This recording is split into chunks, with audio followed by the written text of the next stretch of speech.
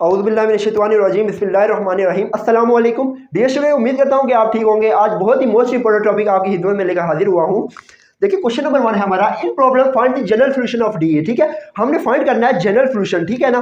अब देखिए ये ऑर्डर देखें, second order homogeneous differential equation है हमारे पास। ठीक है, अब हमने इसको सॉल्व करके इसका जो जनरल सॉल्यूशन है वो निकालना है। लेकिन वो किस तरह निकालना है, याद रखें आपको ये सबसे पहले तो आपको पता होना चाहिए कि होमोजेनियस क्या होता है और नॉन होमोजेनियस क्या होता है। ठीक है, होमोजेनियस इक्वेशन ऐसी इक्वेशन होती है जो इक्वल टू जीरो हो जाए। ठीक है, और अगर इक्वल टू जीरो ना हो, अगर कोई फंक्शन दे दिया जाए जीरो की जगह, तो ये होमोजेनियस नहीं होगी बल्कि ये नॉन होमोजेनियस है। ठीक है, सबसे पहले तो आपको ये कंसेप्ट क्लियर होना चाहिए।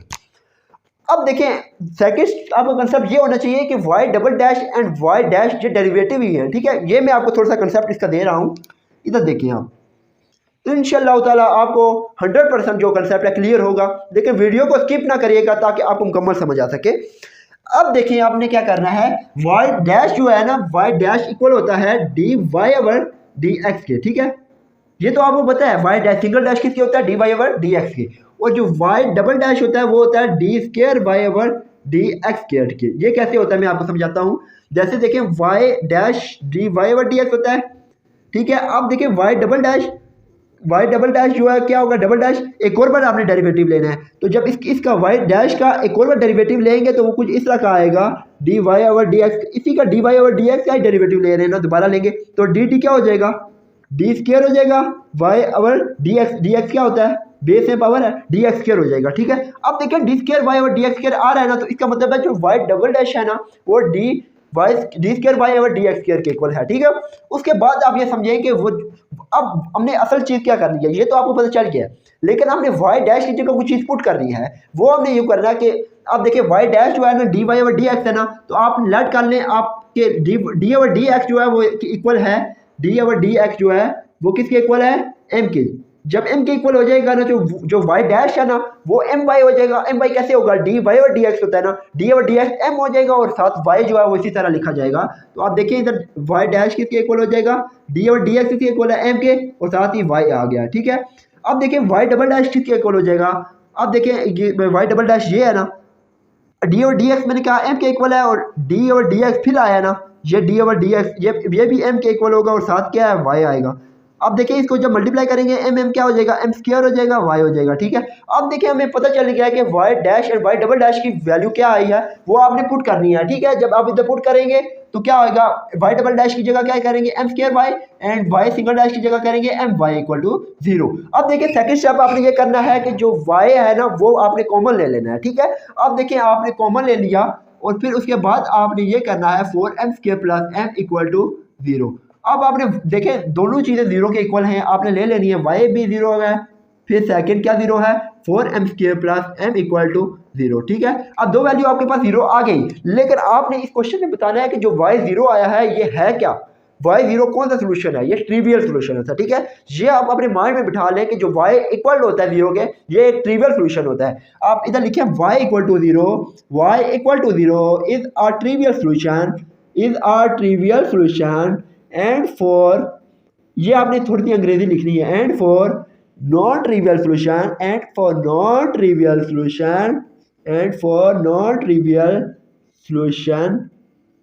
अब देखें and for non trivial solution auxiliary solution is, देखिए याद रखेंगे जो ट्रिवियल सोल्यूशन है वो y इक्वल टू 0 होता है, लेकिन जो नॉन ट्रिवियल सोल्यूशन है उसको आप एक्सिलरी सोल्यूशन बोलते हैं। क्या बोलते हैं, एक्सिलरी सोल्यूशन। अब देखिए एक्सिलरी सोल्यूशन क्या है, y इक्वल टू 0 के अलावा जो फैक्टर बना था वो एक्सिलरी सोल्यूशन होगा क्योंकि वो नॉन ट्रिवियल सोल्यूशन है।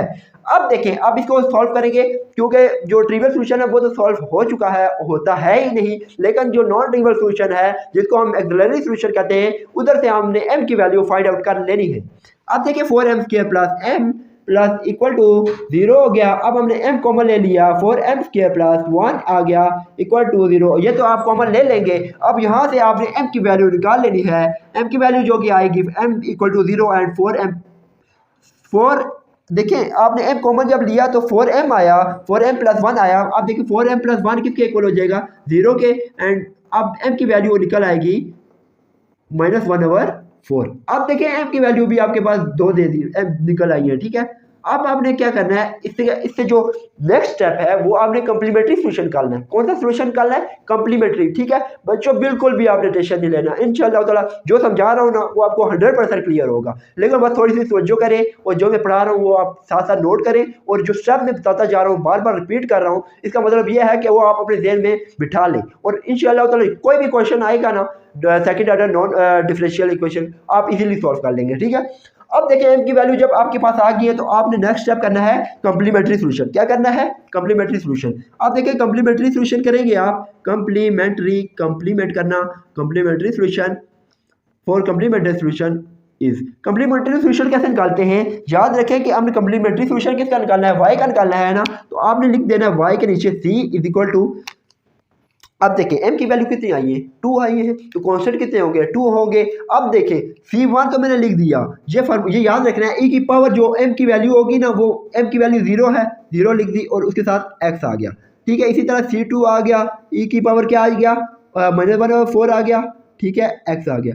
ये आपको याद करना पड़ेगा थोड़ा सा अपना, आपने देखना है कि जितनी m की वैल्यू आएंगी उतने कांस्टेंट होंगे, जितने कांस्टेंट होगी कांस्टेंट के साथ जो वैल्यू होगी वो एक्सपोनेंट की होगी, एक्सपोनेंट की जो पावर होगी उसके साथ x के साथ जो वैल्यू होगी वो m की होगी। ठीक है, इसे अपने ध्यान में बिठाने हैं। ठीक है, अब उसके बाद देखें आपकी वैल्यू आ जाएगी yc is equal to c1, e की पावर 0 क्या होता है? 1, इधर लिख दें बेशक, e की पावर 0 इक्वल टू 1। आप देखिए प्लस c2 हो जाएगा e की पावर -1/4 x। आप देखें कंप्लीमेंट्री सॉल्यूशन भी हमारा हो गया। अब इसके बाद जो नेक्स्ट स्टेप है वो हमारा कौन सा? General solution. क्यों जनरल सॉल्यूशन कह रहे हैं? क्योंकि क्वेश्चन में कहा गया था कि in problem find the general solution of DE. आपने डिफरेंशियल इक्वेशन, ये आपके पास एक डिफरेंशियल इक्वेशन नहीं है बिल्कुल, लेकिन आपने इसका जनरल सॉल्यूशन निकालना है। हम बल्कि हम जब कंप्लीमेंट्री सॉल्यूशन पे तो हम आ गए, लेकिन हमारा जो लास्ट स्टेप है वो है जनरल सॉल्यूशन। वो आप कैसे निकालेंगे? इधर लिख दें for general solution is, general solution is, देखिए जनरल सॉल्यूशन आप y c ना लिख देना, y लिखना, y c इक्वल हो जाएगा y के। ठीक है, लेट गो,